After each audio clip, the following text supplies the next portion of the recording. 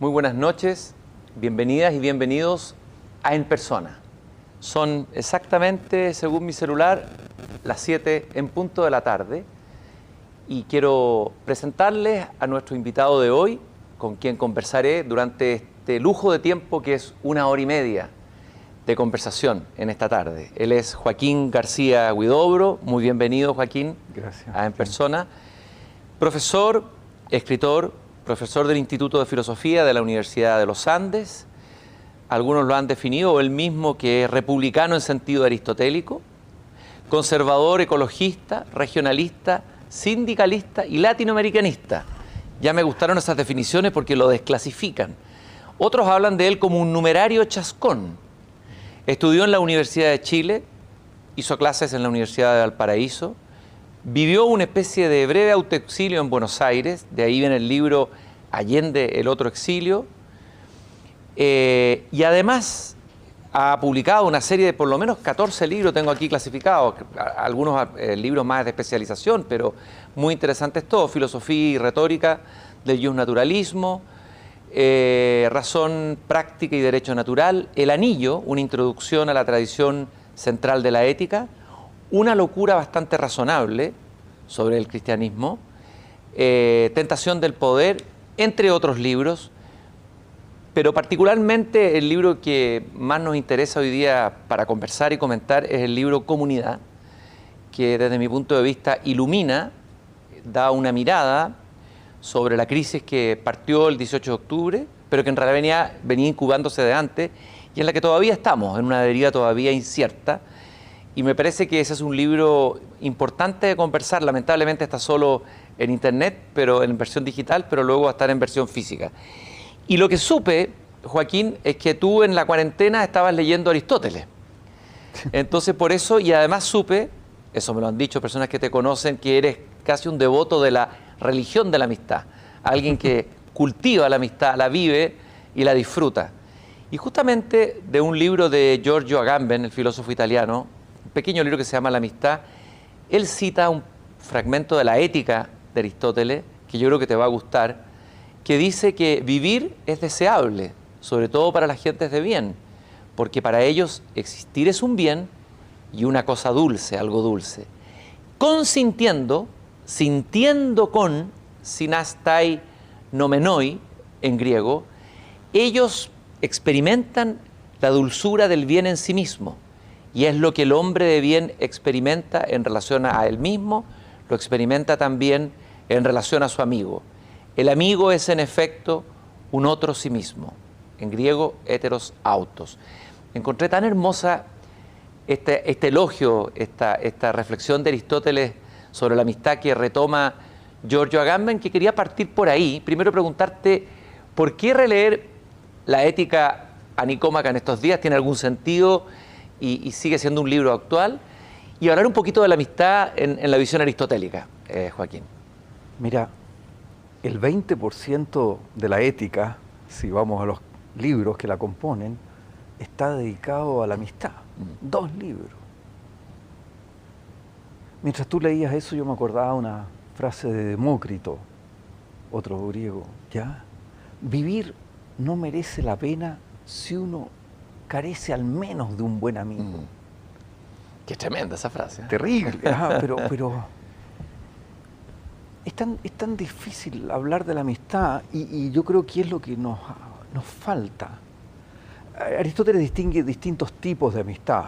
Está la amistad por placer, la amistad utilitaria y la amistad más auténtica de benevolencia, en que yo quiero el bien tuyo y es lo que me interesa.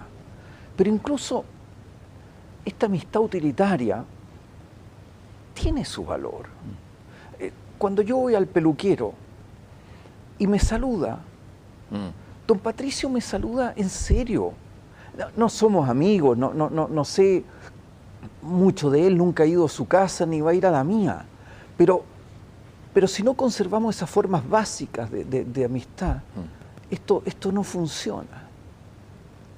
Y en Chile hemos ido perdiendo esos lugares donde uno desarrolla esa amistad elemental, básica. Y tal vez, estaba Sí. pensando, Joaquín, por lo que tú estás diciendo ahora, que la cuarentena nos separó un poco de nuestros amigos, nos obligó a una Sí. comunicación virtual que no es lo mismo, y tal vez ahí había en el inconsciente tuyo una nostalgia, ¿no? Una necesidad de amistad en ese confinamiento obligado. Sí,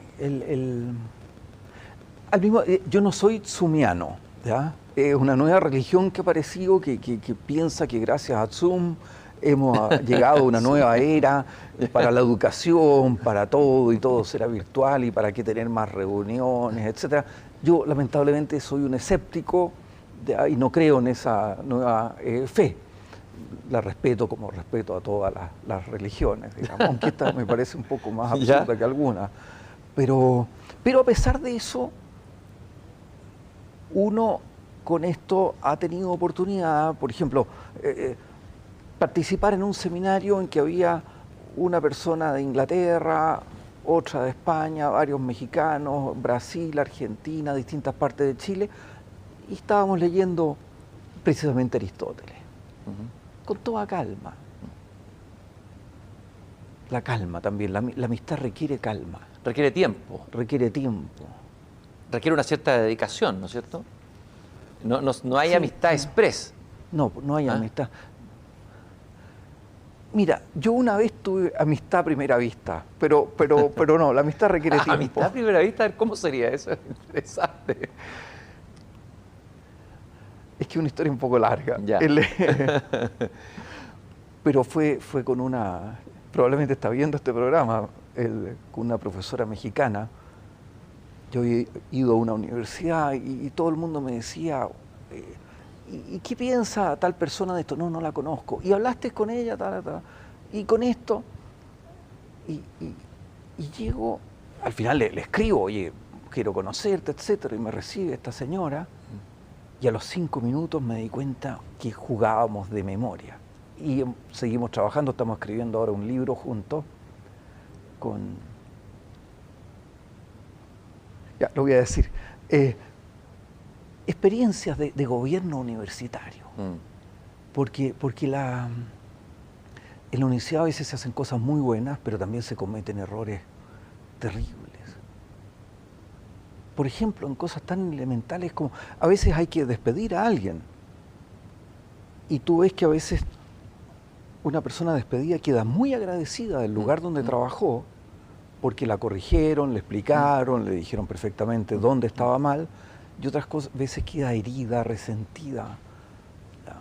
Uno se tiene que despedir o prescindir de los servicios de alguien, sea, tiene que hacerlo con compasión. Si no sufre, uno también lo está haciendo mal.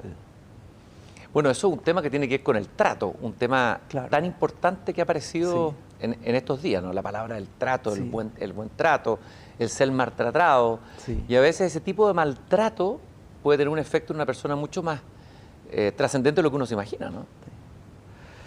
Yo soy hijo de agricultor y hace muchos años, cuando se empezó a debatir sobre el ingreso ético, el salario ético y todo esto, mi padre me decía, sí, muy bien, muy importante esto, pero tanto más importante es el trato ético, el trato ético. Y esto nos va a llevar, decía, a una crisis grande. Esto lo decía hace muchos años. Gonzalo Vial lo decía, por su el amado Gonzalo Vial, lo venía advirtiendo también, pero nadie le creía, pues Gonzalo Vial, historiador.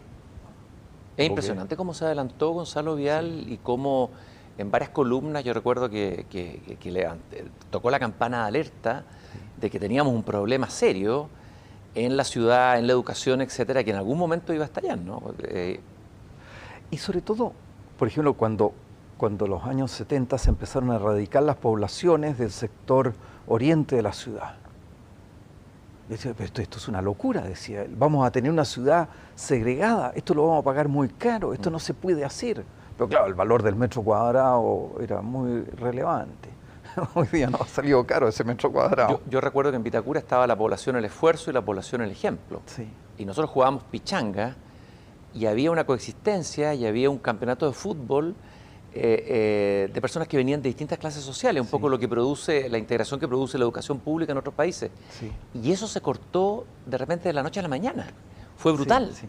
¿Ah? Bueno, y hoy día en el diario, en el Mercurio, hay una carta de una iniciativa, es decir, contrate a su vecino, por decirlo así. Tratemos de contratar a la gente que esté en el entorno para que los trayectos sean más breves. Joaquín, yo te preguntaba, ¿por qué leer la ética de Aristóteles hoy día puede tener un sentido? ¿Y en qué sentido releer a Aristóteles puede tener un sentido hoy? ¿En qué sentido puede iluminar nuestro presente? Partamos por el libro primero, por el problema del sentido. A Aristóteles se le presentaba el mismo problema que tenemos nosotros. En su época había distintos modos de vida, modelos de vida. ¿Ya? Y la duda es, ¿son todos los modos de vida equivalentes? ¿Ya? ¿Es equivalente Garfield, Gollum, con Gandalf, ¿ya? Con los hobbits? O sea, da todo exactamente lo mismo y yo no tengo criterios para juzgar entre un modo de vida y otro. Y Aristóteles lo que dice, mire, para resolver esto, tenemos que plantearnos cuál es el fin del hombre, cuál es el sentido, cómo alcanza el hombre su excelencia, su plenitud. Y ahí va, dice, a ver, algunos dicen que es el placer.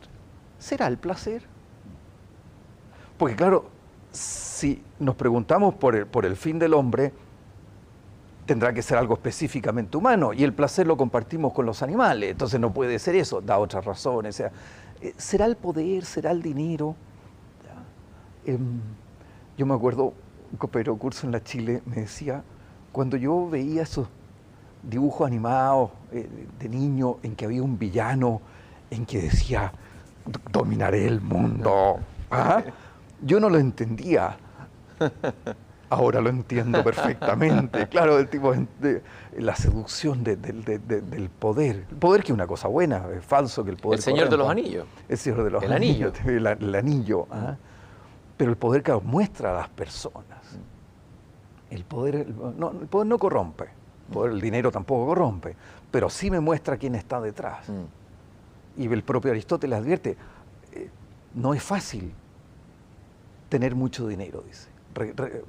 ¿Por qué? Porque requiere virtud. O tener mucho poder requiere virtud. Y ahí pasamos al libro segundo, que dice, a ver, si se trata de alcanzar la excelencia humana, y la excelencia humana es una vida conforme a la razón, al logos, eso se llama plenitud, arete, excelencia, es lo que nosotros llamamos virtud. Los latinos lo tradujeron así. ¿Y en qué consiste la virtud? Y ahí está todo el tema del justo medio, etcétera, que es tan bonito. ¿Se podría decir que un elemento de la crisis que estalló en octubre tiene que ver con el tema de las virtudes, con un tema ético, junto con político, digamos? Es que para Aristóteles la ética es una parte de la política. Por supuesto que sí. La amistad cívica, es que sin amistad política, y es lo que nos ha pasado en nuestro parlamento, etcétera,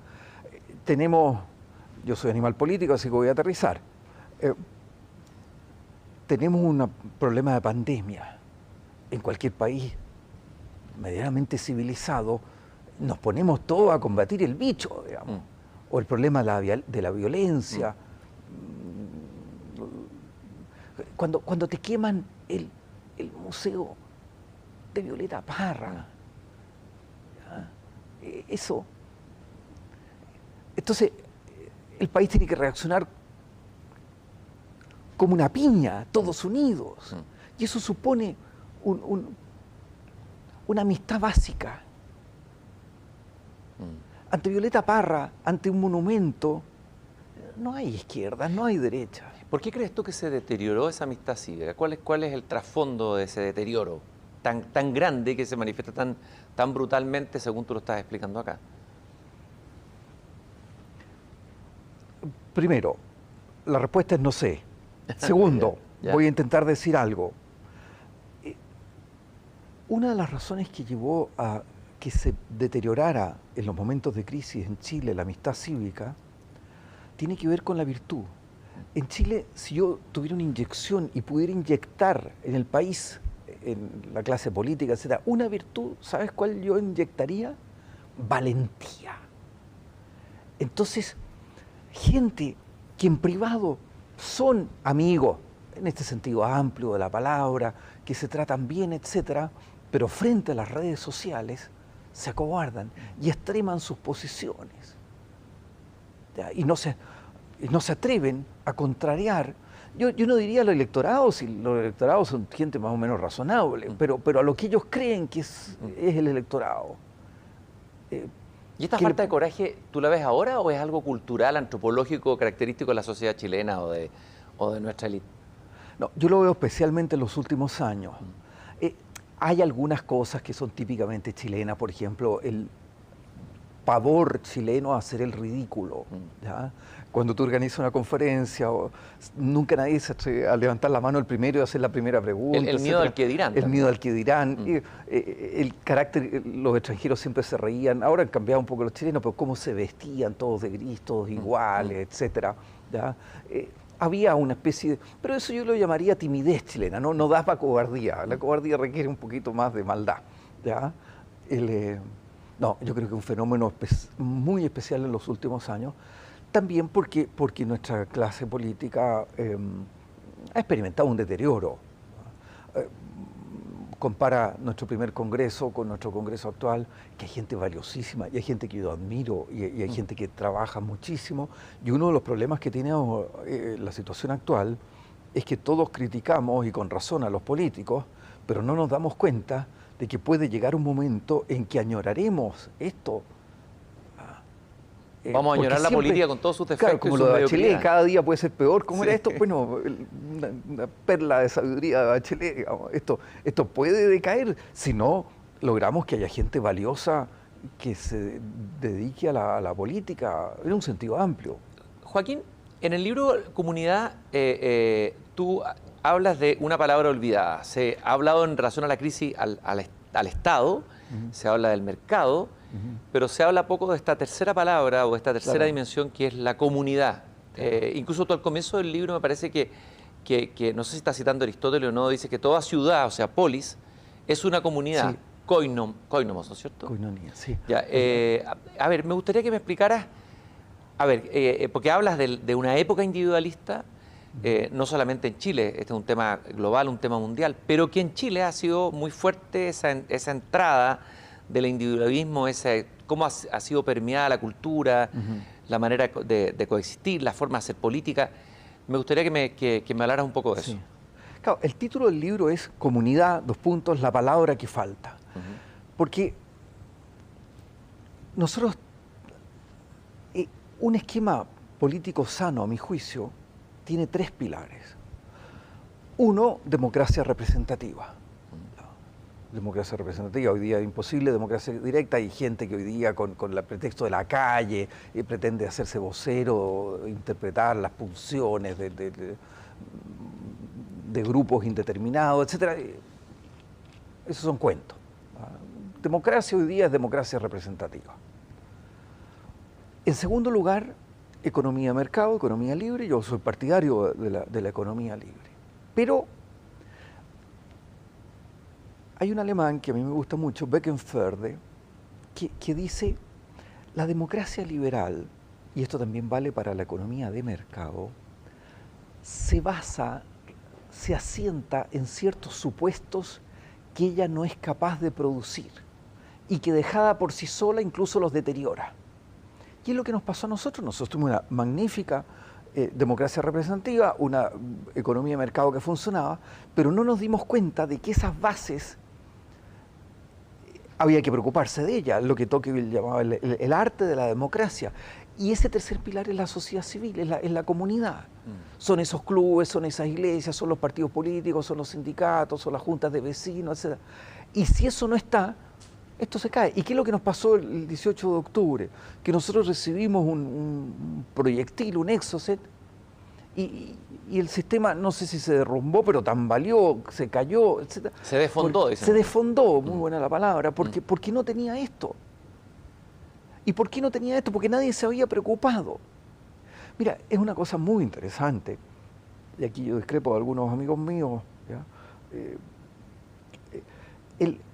Hoy día se dice que el Estado debe ser neutral en materias morales, ¿ya? Que no debe proponer modelos de hombre. Pero si tú te metes en la página de Corfo, te están hablando constantemente de emprendimiento. y hay subsidios de emprendimiento y la figura del emprendedor se destaca, etcétera. ¿Y eso no es un modelo social? Entonces no me venga con cuento. Estar en el gobierno la neutralidad es casi imposible porque... No, ¿cómo casi? Alguien decía, hablar es categorizar sobre. O sea, pero por supuesto, es imposible. ¿Ah? Y estar en el gobierno es proponer modelos sociales, implícita o explícitamente. Y cuando un gobierno renuncia a eso, podemos tener discrepancias acerca de qué es el matrimonio, etcétera. Pero la familia, ¿cuánto le debes tú a tu familia? ¿Cuánto le debo yo a la mía?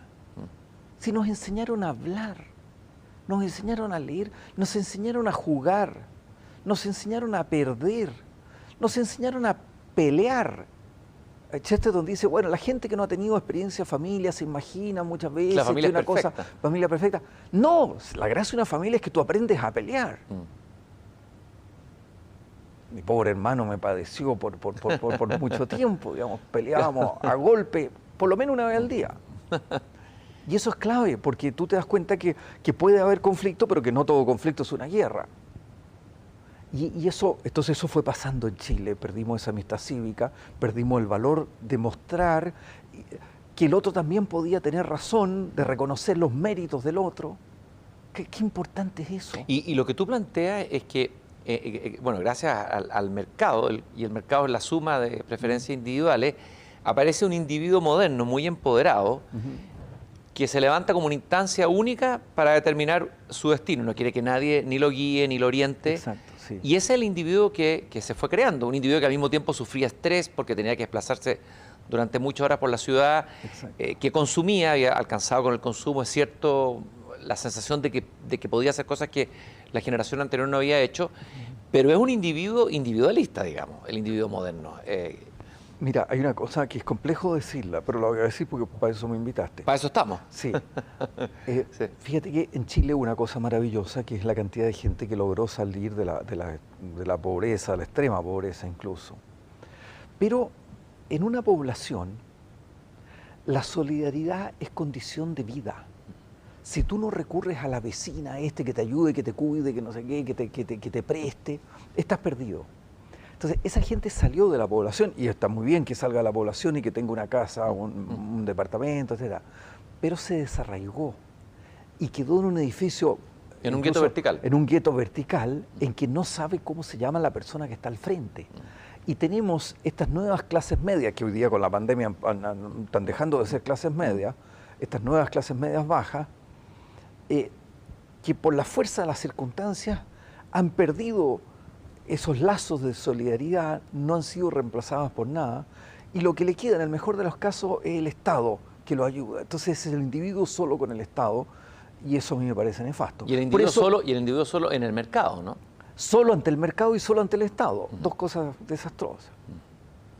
Yo no soy, entre otras razones, ahora que todo el mundo es socialdemócrata, yo no soy socialdemócrata. Ah, eso te iba a preguntar. No, yo no soy. ¿Está de moda ser socialdemócrata? Sí, no, está de moda que la gente de derecha sea socialdemócrata. No, yo no soy socialdemócrata. ¿Por qué? Porque la socialdemocracia, mira, está en YouTube, Teoría Sueca del Amor. Es tremendo, cuéntame. Es duro, ¿ah? Es una película impresionante. Es impresionante. Sí, es impresionante, sí. Y te muestra ahí cómo en los años 70 el gobierno sueco se propuso crear individuos autónomos, que no dependieran de nada, ni de la familia, ni de los amigos, ni de nada. Y lo logró. ¿Y qué logró con eso? Logró dos cosas. Primero, que hoy día el 60% de los suecos vive solo. Para pandemia es bastante bueno eso, pero yo no diseñaría alta toda la tasa sociedad. de suicidio también, ¿eh? Bueno, eso por supuesto. Y segundo, ahí te muestran estos servicios, una especie como de bomberos, que les advierten cuando hay olor, cuando alguien se ha muerto, entonces entran, rompen todo y sacan el cadáver. Porque esa gente que vive sola es gente que muere sola. Y eso a veces es inevitable, una persona porque enviuda, etc. Pero como modelo de la sociedad, terrorífico. Me parece terrorífico. Eso en el fondo es un Estado individualista, ¿no? Es el estatalismo individualista. ¿Y por qué yo soy contrario al tú dirás, estoy haciendo una caricatura? Buena parte de la política es caricatura y los que nos dedicamos a escribir hacemos eso, ¿ya? Y otro me rebatirá. Pero puede haber versiones mejores, pero en su mala versión, el estado de bienestar lo que produce es estatalismo individualista. Individuos autónomos que se enfrentan solo con el Estado, un Estado que los educa, que los sana, que los pensiona, que les hace todo. Y eso a mí no me gusta. ¿Y qué tuvimos acá en Chile? ¿Neoliberalismo? Mira, a mí no me gusta la palabra neoliberalismo porque no sé lo que es. Por eso te la tiro. Entonces, digamos, tuvimos una cosa, llamémoslo X. ¿Pero qué es lo que tuvimos? A ver, ¿cómo lo podríamos describir? Llamémoslo, digamos, X para efectos de esta conversación. Entonces, ¿qué es lo que significaba X? X significaba mercado libre, fantástico, pero no nos vamos a preocupar de la educación, ¿ya? Vamos a meter el modelo de mercado en el mundo universitario, y esto vale también para las universidades estatales. Hoy día, como se entienden, por lo menos en Chile, los procesos de acreditación, ¿qué es lo que es? Mire, aquí hay un producto que se llama alumno. Entonces, usted tiene que, como quien fabrica un yogur, tiene que tener ingredientes y tiene que tener procesos. Y usted tiene que mostrarme cuáles son los ingredientes y cuáles son los procesos que usa para que salga un yogur saludable. O sea, la educación saludable. como un bien de mercado. Pero esto también vale para las universidades estatales, que tratan esto como si fuera un producto el alumno. Y la hora que tú te dedicas a un alumno a tomarte un café con él, eso no existe ninguna estadística, no existen los rankings. Esta obsesión por los rankings es un horror. Ahí todo el mundo tengo que estar aquí y estar entre los 150 primeros, si soy internacional, entre los 500 primeros, entre los 1000 primeros. Y uno dice, ¿y por qué? A lo mejor hay muy buenas razones para estar en el ranking, siempre son económicas las razones. ¿Y por qué hay que estar en un ranking? Por la OCDE. Ya, ¿y por qué necesito sacarme buena nota? Hay que preguntarse. Exacto. Por qué, ¿no? Y ese café que uno se toma con un alumno no vale en los rankings. ¿Ya? Las traducciones, por ejemplo. Si yo escribo una porquería de artículo, ya eso me da puntos. ¿Ya? Pero si yo dedico, como Jorge Eduardo Rivera, 30 años a traducir Ser y Tiempo, no tengo ninguna posibilidad de ganar un concurso de investigación. Y eso lo aplican, salvo excepciones, digamos, universidades privadas, universidades estatales, etcétera. Es el modo de producción industrial aplicado a la universidad. Usando una categoría, esta distinción que hace Heidegger entre pensar meditativo y pensar calculante, claro. Es el pensar calculante que se apoderó de la universidad, ¿no? Exacto. Y eso de alguna manera va contra la esencia de lo que es la universidad. Ah, por supuesto. Pues. ¿Qué es finalmente? ¿Cuál es la esencia de la universidad? Mira, la universidad es un lugar para los ociosos. Ocio en el sentido de negocio, es la negación del ocio. Mira, en estos días en mi universidad los profesores podemos ir y a la hora del almuerzo nos peleamos por estar todos ahí. ¿Para qué? Para conversar. Y conversar con alguien de literatura y discutir si Shakespeare o Cervantes, etcétera. Eso vale mucho y eso para los alumnos es muy formativo. Ver conversar a los profesores, ver debatir a los profesores, eso. Pero eso también se aplica a la empresa. Piensa en lo siguiente. La famosa práctica de los bonos, ya por resultados. A los gerentes les dan bonos por resultados. Parece genial eso. Pero eso supone que el objetivo que le dieron coincide exactamente con el bien común de la empresa. ¿Quién es tan inteligente como para saber que exactamente eso es lo que necesita la empresa? Imagínate, viene la pandemia, etcétera.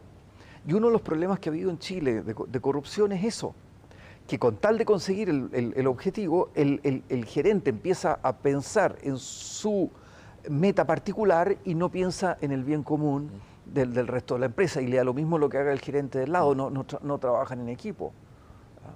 Eso me parece que es un error. Por supuesto que hay una lógica calculadora, eso es importante, pero no puede ser todo. ¿Ya? Entonces tú estás, de alguna manera, vas mostrando en el libro, a ver, la pérdida de la comunidad se da. Bueno, desde luego en la ciudad, que vamos a hablar un poco de eso, la pérdida de los barrios, por ejemplo. Eso es muy gráfico para mostrar cómo, de alguna manera, fue arrasado un tejido muy sutil donde se producía comunidad. La razón instrumental que se apodera de las universidades, ¿no? Ese sería un segundo elemento. ¿Qué otro elemento gráfico de la pérdida de la comunidad tú ves en la sociedad chilena? En los mismos partidos políticos, la política reducida a cálculo electoral. Tú no me lo has preguntado. pero voy a decir un tema conflictivo. La entrevista del otro día a Longueira, que tanto se ha hablado, que es genial, pero es pura calculadora. ¿No hay convicción?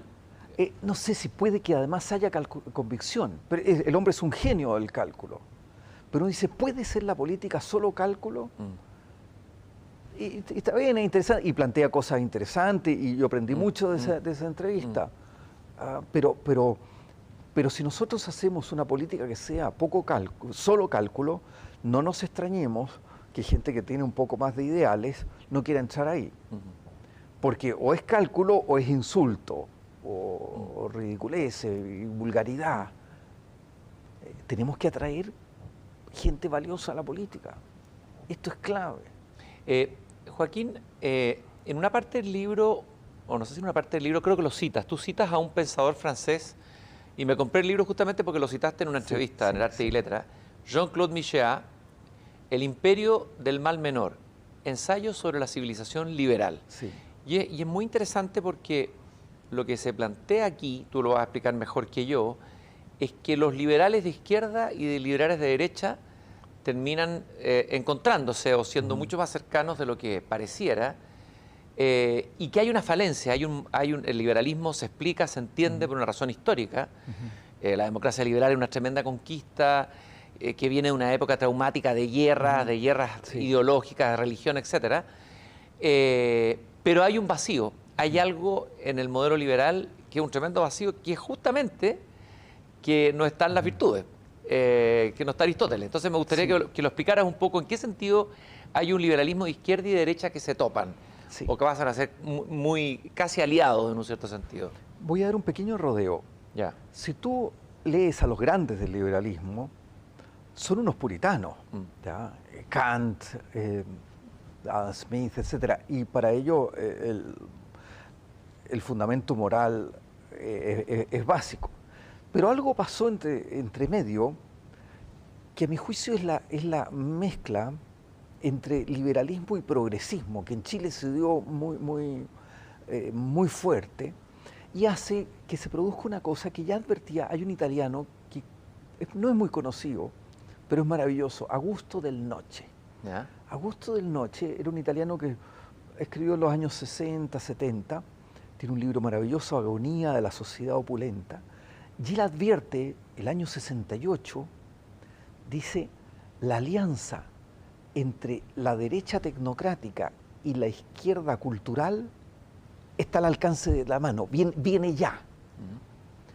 Y uno ve en muchas de las discusiones que hemos tenido en Chile, en temas morales, etcétera, cómo van de la mano. Y a veces en otros temas, pensemos en la discusión a propósito de si puedo o no disponer del 10% de mis fondos de pensiones. Izquierda y derecha reaccionaron, en buena medida, de manera individualista. Es decir, por supuesto, usted es libre, usted puede disponer de sus pensiones. Yo le doy a usted la libertad. Del mismo modo que le dan a la vietnamita la libertad de arrendar su vientre, o a la tailandesa, digamos, y probablemente también esto pasa, o seguro pasa en Latinoamérica. Pero usted es libre de esclavizarse, usted es libre de hipotecar su futuro. Cuando no pueda trabajar y tenga muchos años, ese 10% usted lo va a necesitar. Pero yo lo trato a usted como un individuo autónomo, usted está maduro para decidir sobre esa materia. No, señores, hay cosas que son indisponibles, y las pensiones son indisponibles. Y pongo otro ejemplo también, que es, en esto somos unos pocos los que tenemos voces solitarias, pero, por ejemplo, supermercados atendiendo en domingo. Es muy cómodo ir a comprar en domingo, supermercado o lo que sea, o unos zapatos o un pantalón. Pero hay una persona que me está atendiendo que no todos son solteros jóvenes que no tienen compromisos familiares. Hay gente que está ahí porque tiene que hacerlo. Ya, y esa persona no está viendo a sus hijos. Claro, el lunes va a tener libre, pero el lunes, bueno, ahora en pandemia, no, pero el lunes los niños van a estar en el colegio. Entonces, cuando se le pone precio al domingo, al día que sea, digamos, ya perdimos. ¿Ya? Es como Dürrenmatt, El regreso de la vieja dama, cuando llega esa señora a su antiguo pueblo y dice, no sé, 1 millón de euros, lo que sea, si alguien mata a fulano. Y ya está perdido, porque cuando yo someto a cálculo, no, pero qué horror, ay, pero podríamos hacer un hospital, podríamos hacer esto, el tipo ya está perdido. Hay cosas que no pueden someterse a la deliberación cuantitativa. Y esto no porque el empresario sea malo, porque el empresario, si el del lado lo hace, tiene que hacerlo, porque si no, muere. Tú conoces países europeos donde andan a encontrar una cosa abierta en domingo, sí, claro. Y no es que anden muertos de hambre, ¿te fijas? La idea de lo indisponible. ¿Ya? Esa lógica de lo indisponible, ese individualismo extremo, de alguna manera nos permeó a todos, ¿no? Permeó nuestra sociedad de una manera muy fuerte, sí. y ha sido en un cierto sentido devastador, podríamos decir, de un tejido cultural de la sociedad chilena. ¿Cómo lo evalúas tú? Sí, por supuesto.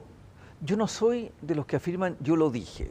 Yo no tuve idea y me pilló totalmente de sorpresa el acontecimiento del 18 de octubre y días posteriores. ¿Ya?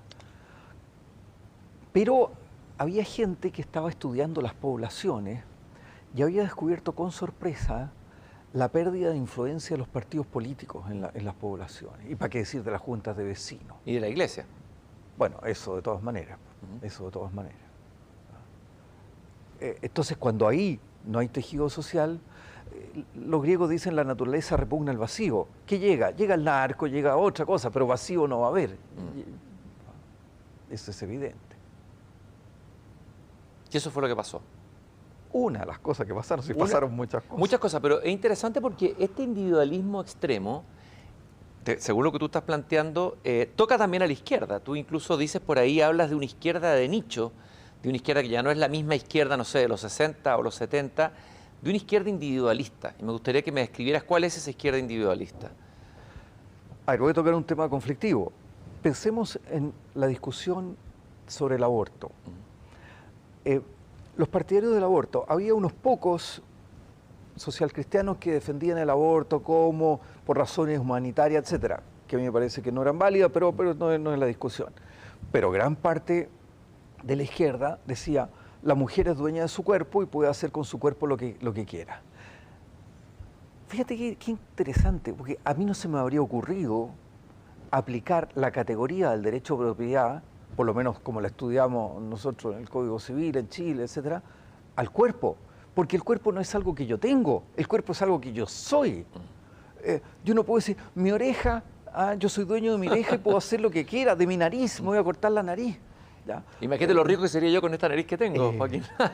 Si pudiera venderla. Qué importante la nariz es grande. La gente se hace cirugía estética.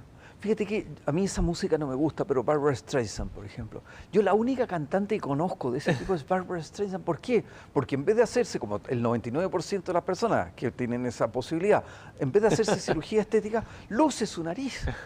Sí, es maravilloso eso. Eduardo Anguita, el poeta chileno, decía, la nariz es el futuro, quizás porque el sentido te adelanta lo que viene. Extraordinario. Pero volviendo a la privatización del cuerpo, del que estabas hablando tú. Sí. Y eso tiene que ver después con mil cosas, con la posibilidad de vender órganos. El mercado es maravilloso para los bienes transables, pero no todo es transable. Y eso lo vemos en las universidades. Tanto las estatales como las privadas se quejan de que tenemos el alumno cliente. Mi papá paga. Por tanto, usted es un empleado mío, le dicen al profesor. O mi papá paga impuestos al profesor estatal, y usted, a lo mejor no se lo dicen, a veces sí, pero lo tratan así, el alumno cliente. Entonces el alumno cliente va a la universidad a pasarlo bien. Tú le llamas la universidad barra libre. Barra libre. Claro, porque está lleno de esos carteles, barra libre, fiestas, no sé qué, universidad. Son individuos hedonistas y que se pierden la posibilidad magnífica del esfuerzo, del estudio. Fíjate que me pasó una cosa simpática hace unos años. Se me acerca un alumno, me dice, profesor, yo en esa época no hacía ahora hago solo clase en filosofía, en esa época no. Me dice, cuando usted nos dijo en primer año que llegaría un momento en que gozaríamos estudiando, yo dije, este viejo está loco. Y el otro día miro el reloj y había pasado 7 horas en la biblioteca. Y en 4 años había aprendido a gozar con el estudio. Sí, el estudio es maravilloso, pero claro, supone esfuerzo antes. Hay formas de placer que solo se pueden alcanzar a través del dolor. Aristóteles no hace una distinción ahí entre la eudaimonía, que es la felicidad, Sí, no sí, sé, sí. más superior, y la hedoné, ¿no es cierto? Claro. Pero ojo, el placer, el placer es bueno. Si el problema acá, todo es un problema de orden, de equilibrio. Hay gente que dice que el placer es el fin último del hombre. Aristóteles te muestra que no, pero después Aristóteles te muestra que una vida conforme a la razón, una vida virtuosa, es placentera. Y si no hay ninguna ética relevante en Occidente que niegue la importancia del placer. Por decir el otro día un amigo mío que ha estudiado muchas cosas, entre otras esta. El placer es muy importante. Tú viste esa película, La fiesta, el festín de Babette. La Fête de Babette, qué maravilla. Ya, en que Maravilla. es un elogio de la comida. En un ambiente del placer, puritano, donde en se un castigaba ambiente el placer. Donde se castigaba. Y una de las cosas que nos hacen falta hoy día son esos viejos radicales. ¿Ya? Los clubes yo radicales. los amo, esos viejos masones, buenos para la comida, que conversaban. Entonces, hoy día eso se llama la cocina, como si fuera la izquierda, esta izquierda de nicho. ¿Ya? Esta izquierda de movimientos sociales dice, eso es cocina, despreciando la cocina, porque son puritanos, son unos puritanos. O sea, ¿tú crees que en el fondo desprecian- esta es una izquierda puritana e individualista? ¿Eso? individualista y puritana. Entonces desprecian la conversación, el poder hablar fuera. Todo tiene que ser transparente, todo tiene que ser público. Entonces yo no te puedo decir, oye, aquí tenías razón, pero dame esto, no sé qué, negociar. Si ese es el alma de la política. La política se hace El con arreglín se almuerce. habla ahora. El arreglín. No, es algo muy digno, es algo muy noble. Y la democracia. Entonces con esto, mira, me lo decía un amigo brasileño que se le había ocurrido una idea genial, que era televisar los juicios, las deliberaciones de los jueces. Entonces los jueces habían empezado a hablar para la cámara y no podía reconocer que se había equivocado y las decisiones eran un desastre y se polarizaban y los tipos peleando, en vez de decir, oye, tienes toda la razón, porque ante las cámaras uno no se puede equivocar. Y este es otro tema. ¿Te has fijado que hoy día no se pueden cometer errores? Tú cometes errores y te amplifica el error. se amplifican. Te crucifican, claro. ¡Viva el error, viejo! ¡Viva el error! La vida es error, La ¿no? vida es error. Pero Claro. sí, ¿por qué no te puedes equivocar? Deje equivocarse a la gente. ¿Ah? Y las redes sociales es como una cosa como, te tocó a ti, como después me puede tocar a mí, entonces yo te mato ahora, digamos. Las redes sociales, yo no tengo, considero legítimo que alguien las tenga, digamos, ¿ya?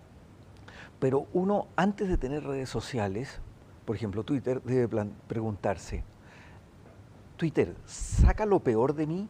¿Soy distinto con Twitter que en la vida diaria? Porque si soy distinto, no puedo usarla.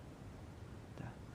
Hay otras razones, yo creo que se pueden decir cosas geniales en muy pocas palabras, pero para eso hay que llamarse Tomás Moro o Montaigne, ¿ya? O Gómez O Dávila. Gracián, que Claro, decía, o el Gracián. español que decía, Exacto.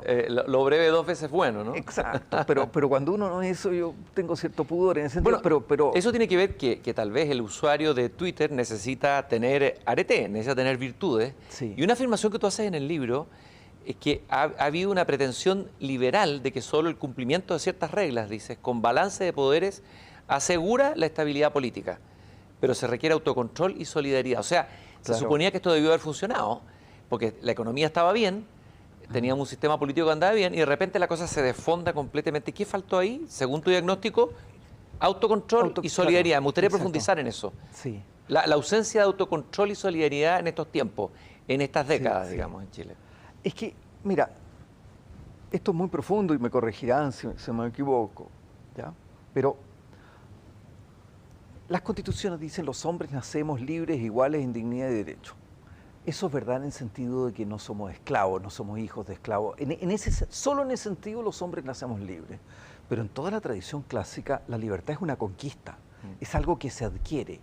Y se adquiere con ejercicios de autodominio. Si yo como todo lo que se me ocurre, si yo bebo todo lo que se me ocurre, si duermo todo lo que se me ocurre, me transformo en un monstruito. ¿Ya? Por tanto, pensar que esto en una especie de modelo de física newtoniana, solo con controles de un poder que controla al otro y el otro que controla va a funcionar esto. Claro, en tiempos de Montesquieu esto podía funcionar porque era toda gente muy distinguida y muy educada y había tenido una formación familiar, etcétera. Pero no, probablemente, pienso yo, puedo estar equivocado, probablemente no se daban cuenta que estaban girando contra una cuenta corriente que ellos no ponían. Y el propio Tocqueville lo dice, no se puede, o sea, la democracia se edifica sobre el reino de las costumbres, de las virtudes, y ese reino de las virtudes, en buena medida, tiene un origen religioso. No es que las virtudes sean religiosas, pero Vargas Llosa, que discrepo mucho de él, pero de tonto no tiene nada, decía, nosotros cometimos el error, nosotros ilustrados, de creer que la gente con la crítica a la razón práctica de Kant y la paz perpetua de Kant y la metafísica y las costumbres de Kant podía funcionar. Pero ¿cuántos tipos leen eso? 2 personas. Entonces, él decía, y despreciamos la religión, cuando la mayoría de la gente adquiere estos hábitos de la familia, de la religión, etcétera. Podía haber algo elitista diciendo, mira, yo no necesito esto porque me basta con Kant. Puede ser, ¿ya? Pero es un hecho. O tú te lees y te pones en práctica la obra de Kant, o tú consigues esto del catecismo, de otras partes. Pero si no tienes esto porque te falló la familia, porque te falló la iglesia, porque te falló la escuela, hoy día, yo me acuerdo, no me voy a autocensurar, don No, por Juan favor, Gutiérrez. no te pongas políticamente correcto. No, pero es que iba a ser muy incorrecto. ¿Ya? Yo era, pero cambié, porque me convenció una profesora psicóloga y solo los burros no cambian de opinión. Yo era partidario del castigo físico moderado, como decía antes. Hoy día no. Pero, ¿el cacho? ¿Una cosa así? Yo creo que... ¿Del papá al niño o del...? Bueno, don Juan Gutiérrez, en Linares, las tablas de multiplicar, ¿ya? Mi mamá me enseñaba las tablas, yo viajaba 40 kilómetros hasta Linares del campo, etcétera, y repetía las tablas de multiplicar. Y si no te las sabías, te ponías como una L, digamos, y él tomaba una regla y chúpale. Y así hasta yo aprendí las tablas. La letra con sangre entra, pero no estás en esa prédica, supongo, Joaquín. No, yo no estoy en esa prédica, pero sí es fundamental que los profesores tengan autoridad. ¿Y qué es lo que nos pasó? Con todas las corrientes pedagógicas antiautoritarias, como la educación ya no puede ser algo vertical, tiene que ser horizontal, hay que sacar del niño, el niño sabe todo, simplemente hay que sacarlo. No, viejo, el niño es una tabla rasa, no sabe nada, es un ignorante. Si nosotros también somos ignorantes, necesitamos que gente nos enseñe y que son enseñados por otros, etc. La educación tiene que ser vertical, no significa autoritaria, despótica. No sé, piensa esa famosa escena de Pink Floyd en The Wall, de esta fábrica. Pero claro, pensar que ahí todo el canto era no necesitamos, no necesitamos educación. No necesitamos educación. No, es un disparate, necesitamos educación. Lo que pasa es que no necesitamos un profesor tirano. Pero hemos pasado del profesor tirano de Roger Waters, digamos, a unos profesores que cualquier cosa, los papás, es decir, si un profesor me ponía una mala nota, obviamente mis papás iban a estar del lado del profesor, lógico, pero hoy día sienten afectada su autoestima. ¿Pero qué esto que el trauma del autoritarismo nos llevó a hacer desaparecer la autoridad? Sí, por supuesto, pero se olvida una cosa. O es que se perdió también la autoridad, porque ¿cuál es el sentido profundo de la autoridad? Porque la autoridad autoritaria es una mala autoridad. Sí. La verdadera autoridad de un profesor, Sócrates tenía una autoridad por lo que enseñaba y por lo que era. Jesús tenía autoridad. Exacto, esa es la autoridad que se necesita, ¿no? Claro, es que aquí hay dos cosas muy interesantes. Los romanos distinguían entre autoridad y potestad. La potestad es el poder socialmente reconocido. La autoridad es el saber socialmente reconocido. Y los romanos decían, la potestad pregunta, la autoridad responde. Y la potestad después ejecuta. ¿Ya? Entonces, una sociedad requiere ambos elementos. ¿Ya? Cuando la potestad cree que se las sabe todas y no necesita preguntar, o cuando el otro no se digna a conversar con la potestad, tenemos ahí un problema. Entre otros. Yo iba a salir con otro problema, pero no quiero alargarme. La autoridad... Un profesor en la escuela tiene autoridad y potestad. Las dos cosas tiene que tener. Tiene que poder poner un 1, poner un 3, eso es potestad. Pero también tiene que mostrar que... Por eso es importante la clase magistral. Una de mi última conversación con un gran, de esos viejos que tú dices, este es un gran profesor. Álvaro Dors, un profesor de Derecho Romano, un sabio, formó legión de discípulos español. Me decía, qué importante es la clase magistral. Hoy día que solo queremos estas clases interactivas y totalmente horizontal. Porque hay alguien a quien admirar. Porque si no, hay alguien a quien admirar. Claro. Después habrá que preocuparse que el profesor no sea un vanidoso. Claro. Pero el alumno tiene que ver un modelo. Ahora, el profesor tiene que mostrar también, y esa es la gracia de la tradición central de Occidente, de la tradición clásica de Occidente, tiene que mostrar ciertos parámetros a los cuales él también está sometido. ¿Ya? Es decir, cuando yo acepto que existe una ley moral que yo no he inventado y se lo transmito a mis alumnos, ese alumno tendrá criterios para decir, este viejo no predica lo que practica. ¿Ya? Y eso es clave. ¿Ya? Yo no lo estoy educando de acuerdo a mis preferencias, sino que estoy educando de acuerdo a ciertas cosas que yo pienso, pero eso corresponde a unos parámetros que le permiten a él juzgarme a mí. Y decir, cuando yo hablo de dignidad humana, si la forma en que yo trato a mis alumnos corresponde o no con la dignidad humana. Joaquín, te voy a hacer un viraje. Sí. Está muy entretenido y vamos a volver después a eso, pero quiero ir a un viraje a un tema que tú planteas en el libro que me parece que es muy interesante y revelador y abre una posibilidad de debate al interior de lo que se llama la centro-derecha, que también empieza a ser un eufemismo, ya no se habla de la derecha.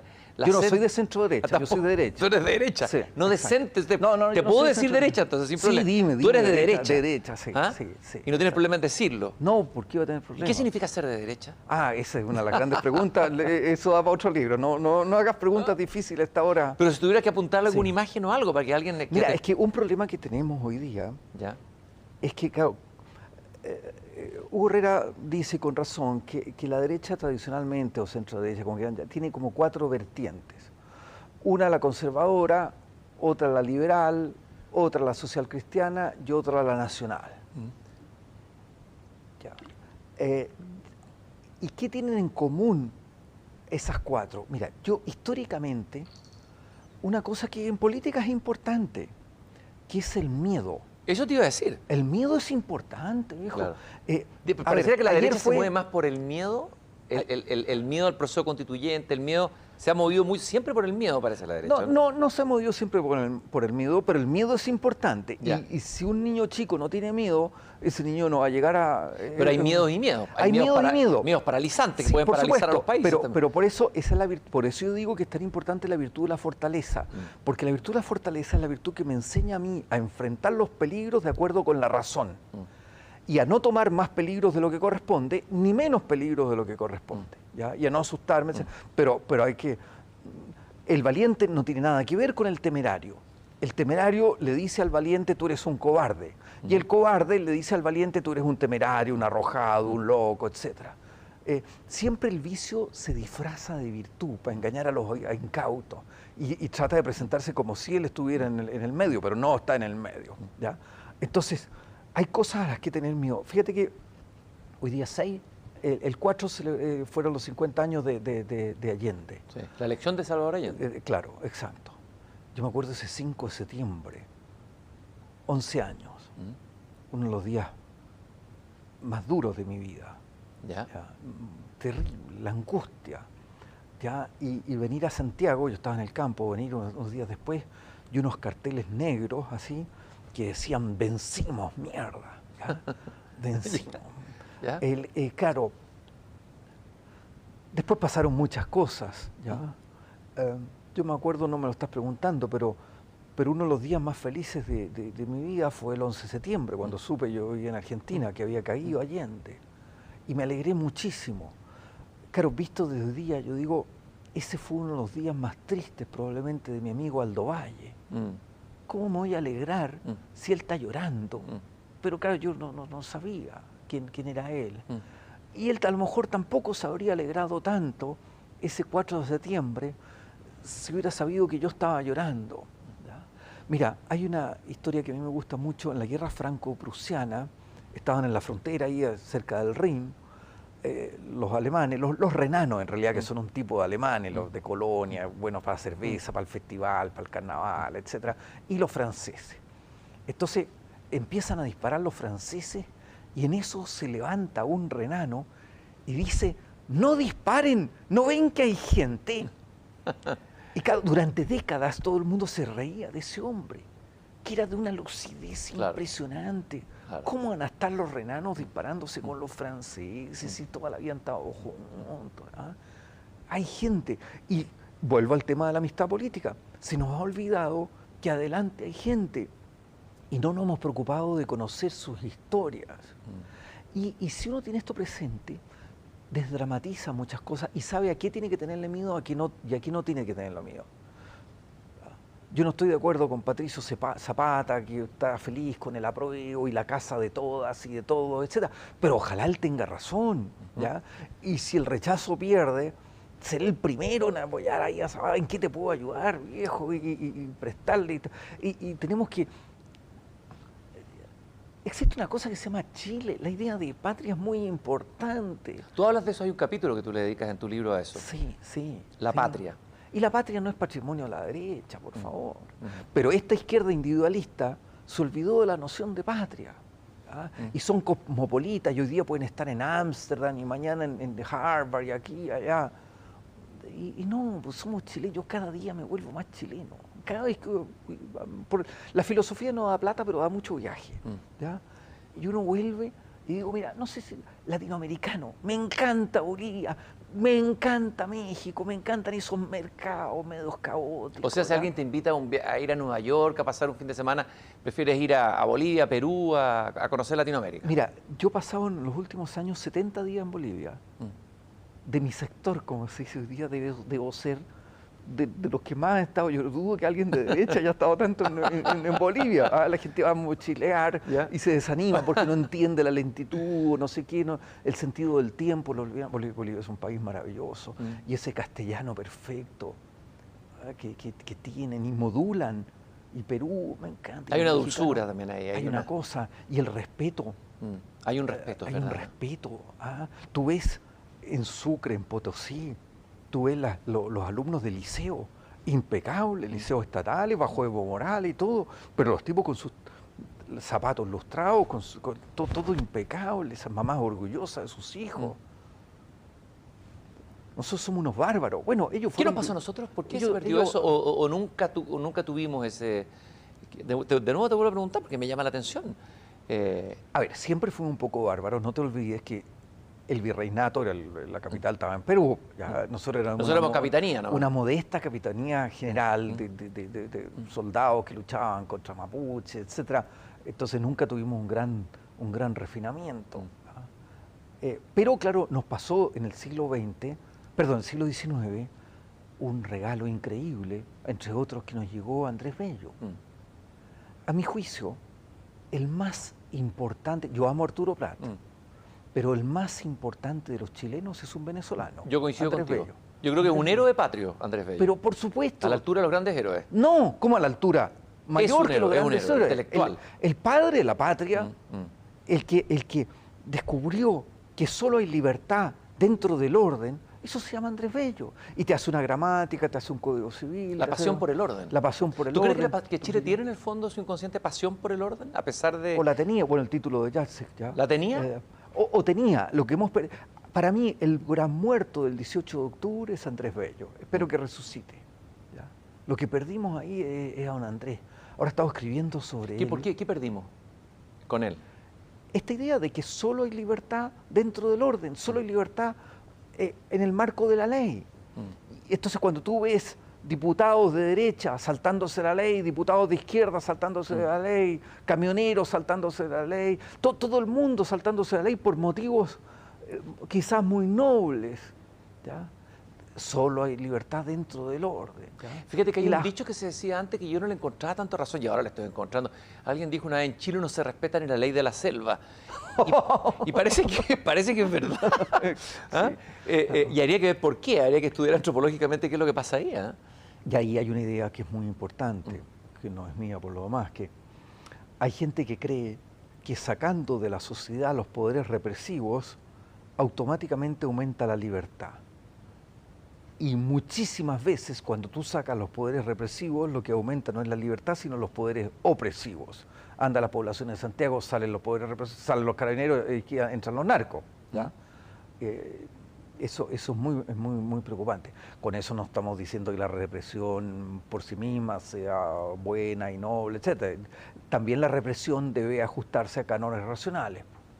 Joaquín, es tan entretenido conversar contigo que nos vamos maravillosos. No, lo entretenido conversar contigo, oye, no vengas con cuentos. Oye, pero es que me entretengo tanto que me voy por las ramas, pero quiero volver a donde iba, porque estábamos en la derecha recién, sí. Y te iba a preguntar, porque en tu libro tú hablas de un tema re importante en tu libro, bien fundamental, sí, en tu libro Comunidad, que es la difícil relación de la derecha con la igualdad, que pareciera ser la igualdad un valor de la izquierda, pero parece que la derecha tiene un problema complicado, no sé si lacaniano o freudiano con la igualdad. Hablemos un poco de eso. Y eso le ha hecho pagar un costo hoy, tal vez, ¿no? A la luz de todo lo que ha ocurrido. El libro partió el 2016, por ahí, con una reflexión sobre ese tema, que siempre me ha inquietado, porque yo soy lector de Aristóteles, y Aristóteles es el filósofo de la clase media. El filósofo de la clase media. Claro, Aristóteles insiste que en una sociedad tiene que haber una clase media, que es un factor de estabilidad, etc. Y él le otorga un enorme valor político a la igualdad. La economía ha cambiado y hoy día también nosotros requerimos grandes capitales para hacer grandes inversiones, y los millonarios tienen o pueden tener una función social muy relevante, y particularmente en este momento.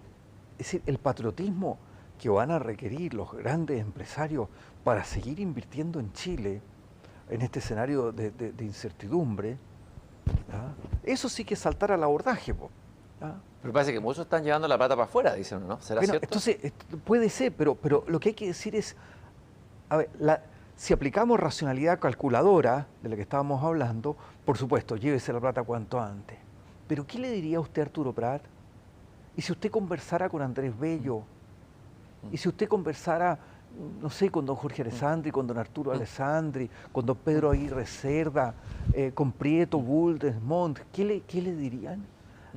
Esas son las formas de valentía. Yo siempre he admirado mucho a los empresarios, aunque a veces paso por momentos de odio.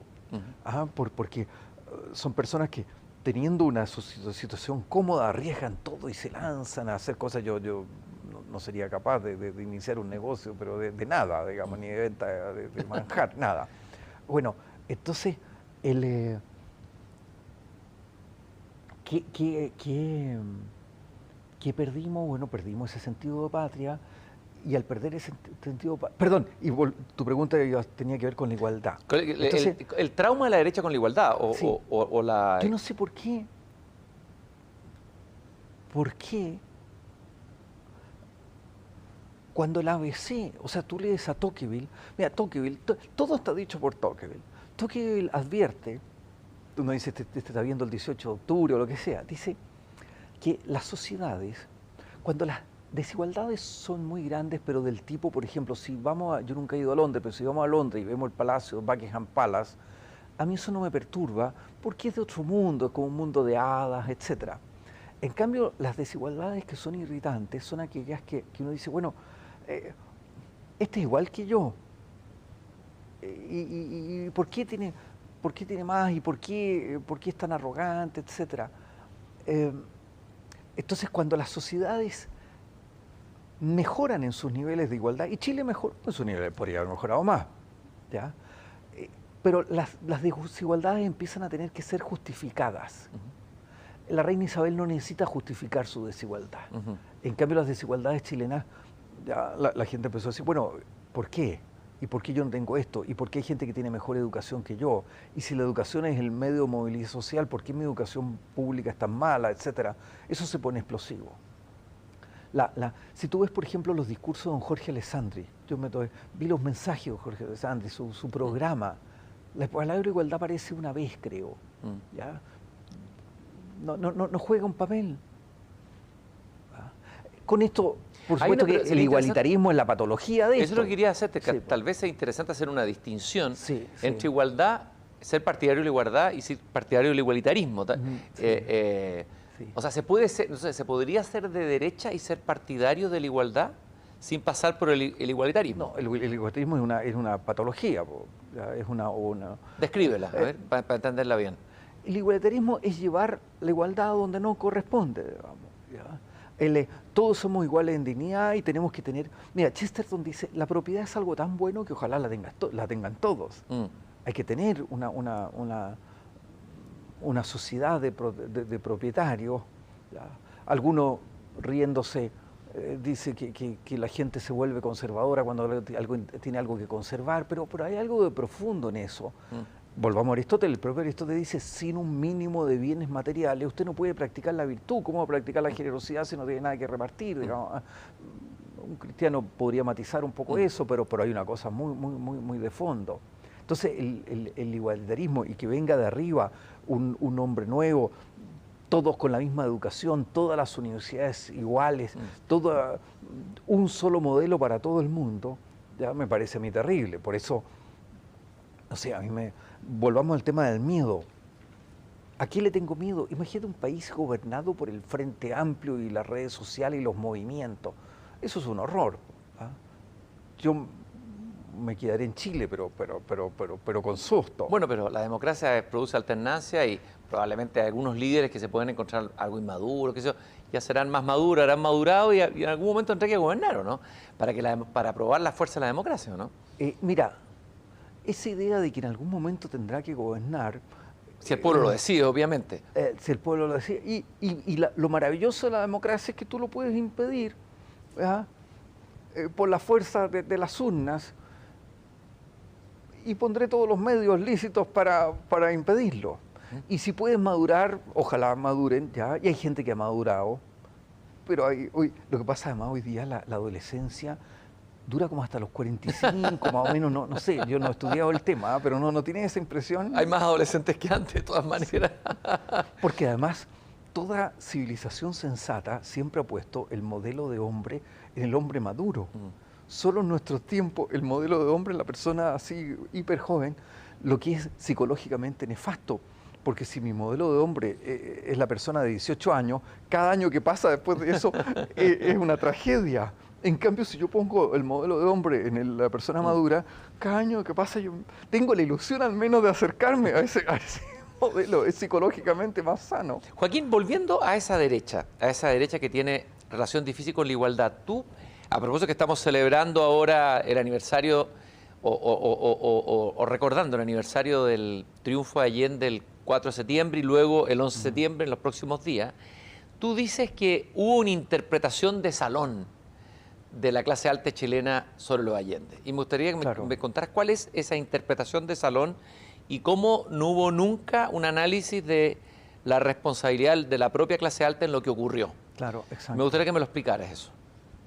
A ver, a mí el proyecto de la Unidad Popular me parece una locura, pero estas cosas no pasan por casualidad. Allende estuvo a punto de ser presidente también muchos años antes. En Chile teníamos un tercio de izquierda, de votantes de izquierda muy duros. Entonces uno dice, esto no solo se explica por una conspiración soviética. Incluso a mí no me gustan esos análisis que dicen, bueno, Chile fue una víctima de la Guerra Fría, etcétera, etcétera. Nuestro Partido Comunista Chileno es muy anterior a la Guerra Fría y nuestro Partido Socialista es muy anterior a la Guerra Fría. A nosotros, por supuesto que la Guerra Fría tuvo consecuencias en Chile, pero nuestro proceso, ya la República Socialista, comprenderás que no tiene nada que ver con la Guerra Fría, es de muy antigua data, ¿ya? Y eso tiene que ver, entre otras cosas, con una forma de trato. Tú me preguntabas por la igualdad. La igualdad más importante, me parece a mí, es la igualdad de trato. Ese trato como condescendiente, ¿ya? En el mal sentido de la palabra paternalista, ¿ya? Esa idea de que hay algunos que somos superiores porque tenemos determinados apellidos, etcétera. Pero porque vamos a determinados balnearios. Porque vamos a determinados balnearios. ¿Qué tiene eso que es muy ver cargante. Eso es muy desagradable. Muy cargante en la sociedad chilena. Y te miran al tiro y te buscan la genealogía. Sí. El colegio y el balneario. El colegio y el balneario, eso Eso es irritante para mucha gente. Y más irritante es que todo ese grupo social no haya percibido que eso era irritante. Y cuando una parte de ese grupo social se tomó eso en serio, eran los resentidos del ADC. Entonces, solo se puede explicar esto por el resentimiento. Ahora, llega el 11 de septiembre del 73, ¿ya? Y se acaba la Unidad Popular. Y ahí debió haber, yo tenía 14 años, pero debió haber empezado un proceso de autocrítica, que es decir, ¿por qué llegó esto? Pero claro, llegaron los militares, nos resolvieron el problema, ordenaron el país, ordenaron la economía, etc. Y no hubo ninguna autocrítica. Y después llegó la Concertación, que tomó el modelo económico básicamente, y tampoco hubo una autocrítica. Y hoy día nos extrañamos.